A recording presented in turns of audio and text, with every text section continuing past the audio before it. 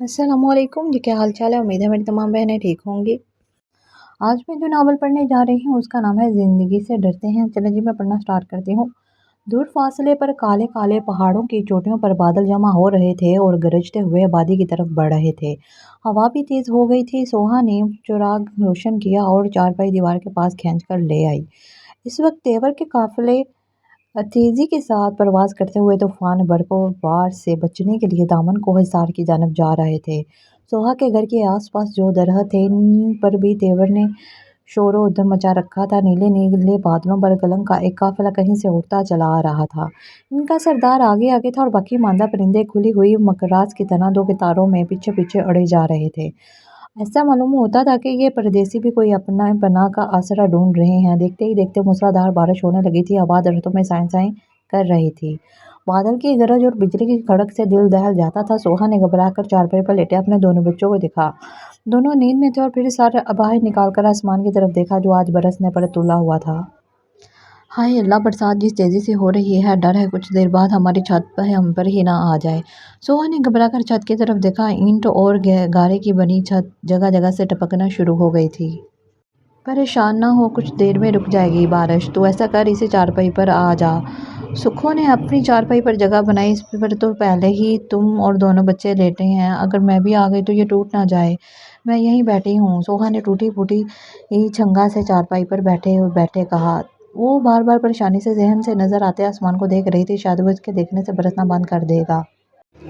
वो बार-बार परेशानी से ज़हन से नज़र आते आसमान को देख रही थी। शायद वो इसके दिखने से बरसना बंद कर देगा। कोई बात नहीं, रात बैठकर गुज़ारा कर लेंगे, सुबह कुछ करेंगे।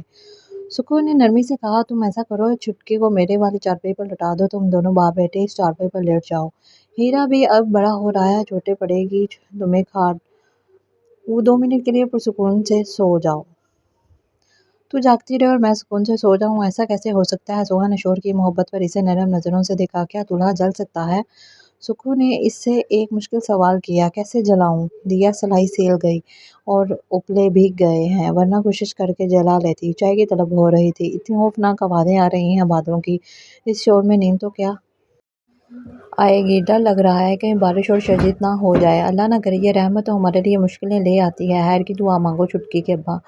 हैरी की दुआ मांग रहा हूँ और कर भी क्या सकता हूँ। सुखू ने बड़बड़ाते हुए हीरा को ऊपर जगह से पाबंद लगी रजाई डाली जिससे शायद सर्दी लग रही थी। आसमान अब भी साया बादलों से ढका हुआ था। तलू होने वाली सूरज की किरणें अभी अभी मध्यम थीं। हवाओं के नरम झोंकों में रात भर होने वाली बारिश की नमी रची थी। कहाँ जा रहे हो। सोहा की खनकने पर आंख खुली। बात करते करते न जाने रात का कौन सा पहर था जो इसकी आंख लग गई थी। इसने मंदी मंदी आंखों से चारपाई तरफ देखा। सुबह की सफेदी आहिस्ता आहिस्ता बढ़ रही थी। सारी रात बरसता आसमान इस वक्त बेहद पुरसुकून था। लगता ही नहीं था कि ये सारी रात बरसा है, मगर सुबह की रोशनी अभी रात की तारीकियों को मुकम्मल ख़त्म नहीं कर सकी थी। आज खेत जोतना है ना। सुकू ने अपनी ज़रूरी सामान उठाते हुए आस्तगी से जवाब दिया। माँ नाश्ता तो कर लो। सोहा ने उठते हुए कहा। कैसे कर लूँ। क्या सारी रात तेज़ धूप निकली हुई थी जो ओपले सूख गए। सुकू का अंदाज सादा था, मगर सोहा को लगा जैसे वो तंज कर रहा है। तो क्या मैंने जानबूझकर रात को चाय नहीं बनाई थी। सोहा के अंदाज में हल्की थी। अरे तो मैं कब तुझे इल्ज़ाम दे रहा हूँ। मैं तो ये कह रहा हूँ कि तू सो जा अभी। ओपले अभी गीले होंगे तो चूल्हा कैसे जलेगा। मैं दोपहर को आकर खा लूँगा। अच्छा, सोहा ने मायूसी से कहा, मगर वो दोबारा लेटी नहीं और उठकर इसे सामान देने में मदद करने लगी। फिर कुछ याद आने पर बोली, पर एक बेल से क्या होगा।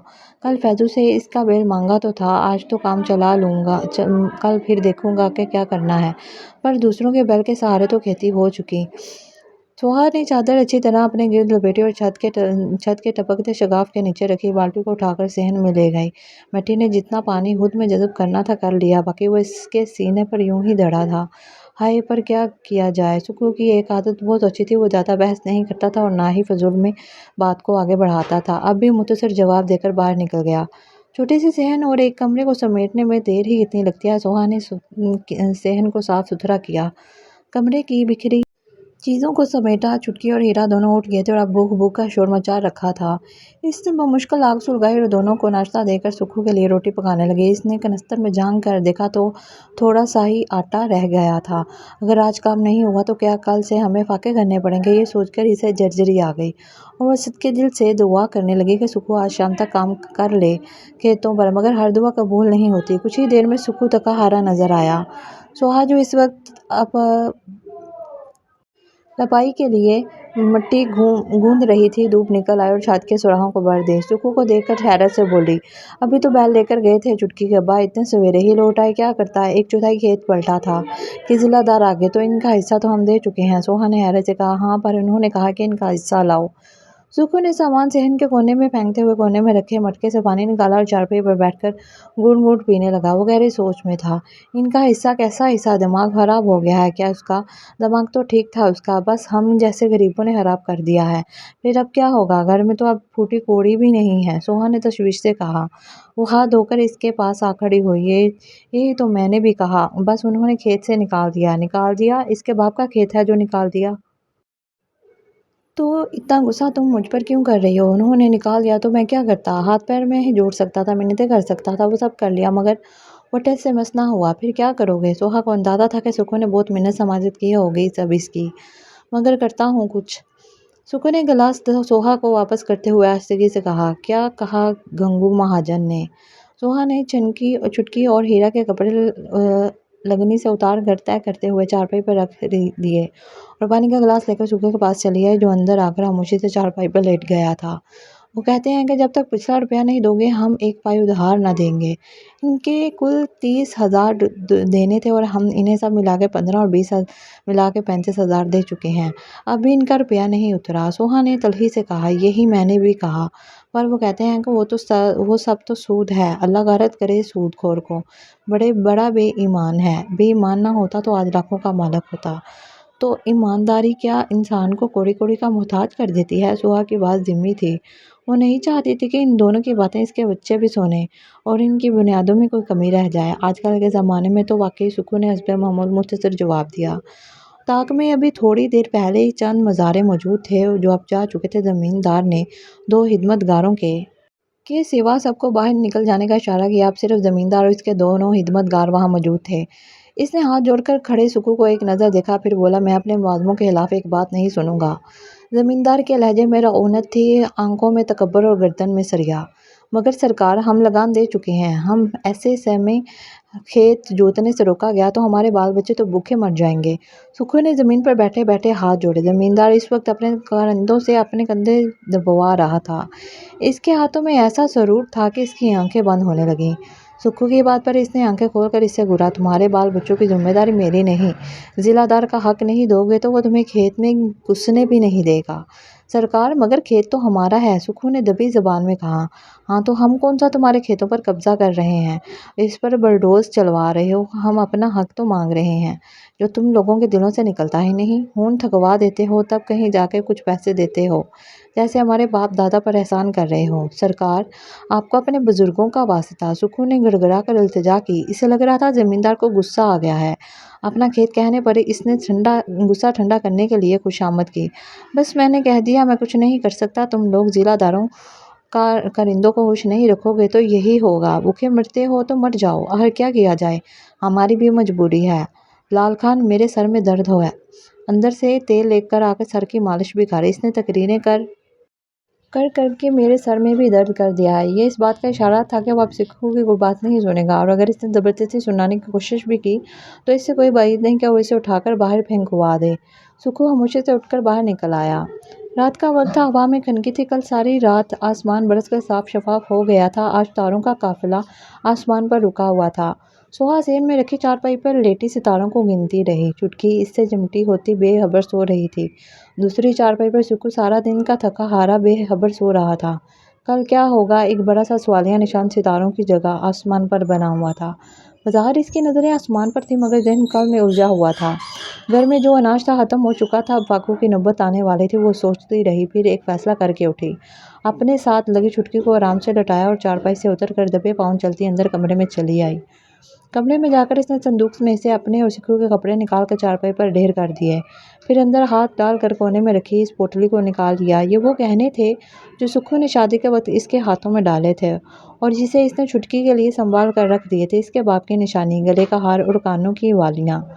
इसने पोटली खोलकर सारा जेवर एक बार फिर देखा। फिर वो दोबारा से पोटली बांधकर हाथ से तोला और सहन में आ गई। पोटली तकिए के नीचे रखकर वो सुबह होने का इंतज़ार करने लगी। ₹2.5 रुपये मुहाजन से। सोहा, जो बेकरारी से सुक्खू की आमद की मुंतज़िर थी, इसे आता देखकर तेजी से चलती हुई इसके पास आ गई। हाँ ले आया, ये ले। सुखू ने करते की जेब से रुपए निकालकर सोहा के हाथ पर रख दिए। ये कितने हैं? नोट गिनकर सोहा ने सुखू की तरफ हैरत से देखा। गिने नहीं? सुखू ने तलही से पूछा। गिने हैं जब भी तो पूछ रही हूँ। पोटली भर के जेवर दिया था और तुम ये गिनती के रुपये ले आए। तुम्हें पता भी है वो सारा गहना कितने का था?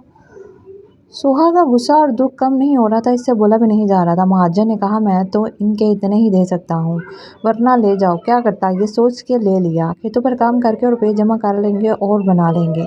मुझे नहीं चाहिए और रुपये और ना बैल, मुझे अपना जेवर चाहिए बस। हाय मैं लुट गई, मेरे गहने। सोहा ने बैन करना शुरू कर दिया। इतना रोना पीटा मचाना था तो दिया ही क्यों था? मैंने तुम्हारे आगे हाथ जोड़े थे कि दो। सुखू को एक तो महाजन पर पहले ही बहुत गुस्सा था, दूसरा सोहा का रवैया देखकर वो बर्दाश्त नहीं कर सका और फट पड़ा। महाजन जमींदार जिलादार पर तो अपना गुस्सा नहीं उतार सकता था, सोहा पर तो उतार सकता था ना। मैंने अपने बाप की सुहाग की निशानियां इसलिए दी थी कि महाजन का कर्जा भी उतर जाएगा, जिलादार का नजराना भी दे देंगे और एक बैल मोल ले लेंगे। महाजन जिलादार को देकर ही आ रहा हूँ, अब यही रुपये बचे हैं। दुख तो सुखू को भी था, सोहा का जेवर जाने का यही सोचकर वह नरमी से बोला, और इससे तो बैल नहीं आएगा। सुखा बस रोने वाली थी। तो क्या करूं? खुद को बेच आऊं? सुखू सारा दिन की खवारी और भूख प्यास के बाद भी हाली हाथ था। मुझे नहीं चाहिए तुम्हारा रुपया, मुझे बस मेरे गहने ला दो, सुहा ने जिद्दी लहजे में कहा। पर अब महाजन के पास जाऊंगा तो वो धुतकार देगा और गहने भी वापस नहीं करेगा। तो अब बैल कहाँ से आएगा? खेती कैसे होगी और हमारा गुजारा कैसे होगा? हाय मेरे बच्चे तो भूखे मर जाएंगे। मर जाए मरते हैं तो ये इनकी जिम्मेदारी नहीं, सुखू ने तलही से कहा और बाहर निकल गया। मैं जानता हूँ कोई इंसान मुजरिम पैदा नहीं होता, बल्कि हालात से मजबूर होकर गलत कदम उठाता है, लेकिन तुम्हारे हालात तो मैं जानता हूँ। अपने खेतों पर काम करते हो और रुखी सुखी जैसी हो कमा कर बीवी बच्चों को पालते हो, फिर ऐसे क्या आफताब आ पड़ी कि तुमने चोरी की? थानेदार सुखू को जानता था, इसे हैरत हो रही थी कि इसने ये हरकत क्यों की। गलती हो गई, सुखू आहिस्तगी से बोला। तुम्हारी शराफत की तो गांव वाले मिसालें देते हैं, फिर तुम्हें क्या सूझी कि महाजन के घर में फांद पड़े? थानेदार से पहेली हल नहीं हो रही थी। इसने दिमाग पर जोर देने के बजाय इसी से पूछ लिया। सरकार, मेरी घर वाली का सब गहना पता ले लिया और मोल में गिनती के नोट दे दिए। सुखू ने तफसील बताई। तो तुमने बेचा ही क्यों था? अब भी थानेदार की समझ में नहीं आया था कि जेवर पहले तो बेचा फिर चोरी कर लिया। ऐसा क्यों किया इसने? क्या करता सरकार? जिलादार को नजराना देना था। सुखू ने जमीन की तरफ देखते हुए कहा। तो गहने बेचकर जो रुपए मिले थे जिलादार को दे देते। थानेदार ने आसान हाल बताया। कैसे देता? जिलादार को देने के बाद जो रुपए बचे इनसे बैल नहीं आता था। घरवाली ने सारा गहना मोल लेने को दिया था। वो रोने लगी कि बैल लाओ, नहीं तो मेरा गहना। अरे बेवकूफ़, तो अब ना तो गहना मिला, ना रुपया मिला और ना बैल। अगर कुछ मिला तो मुफ्त का जेल। गरीबों को मुफ्त में कुछ नहीं मिला करता, जेल तक आने के लिए भी बहुत मेहनत करनी पड़ती है, सुखू ने बड़बड़ाते हुए कहा और ज़मीन पर नढाल सा बैठ गया। वो कल से भूखा प्यासा था, सारा दिन की खुआरी चोरी और थानेदार की डांट डपट के बाद वो थाने के ठंडे फर्श पर बैठा था। इसे एकदम से अपनी अंतड़ियां बल खाती महसूस हुई। इसे भूख महसूस हुई तो जो दिन में 3 बार लगती थी और थोड़ा सा अनाज ही चाहती थी, मगर मिलती क्या थी शिकस्त। हर बार एक ख्वाब दब जाता था इसके नीचे। भूख इसके चेहरे पर, आंखों पर, पूरे जिस्म पर, हर जगह दुख दे रही थी। घराती हुई ख्वाहिशों का खून मांगती हूँ, नोचती खोसती हूँ। ए काश सैलाब ही आ जाता, छत ही गिर पड़ती, हुकूमती इमदाद तो मिल जाती, मेरे बच्चों को खाना तो मिल जाता, काश। इसने आज़ुर्दगी से सोचा और सलाहों से पुश्त लगाकर बैठ गया।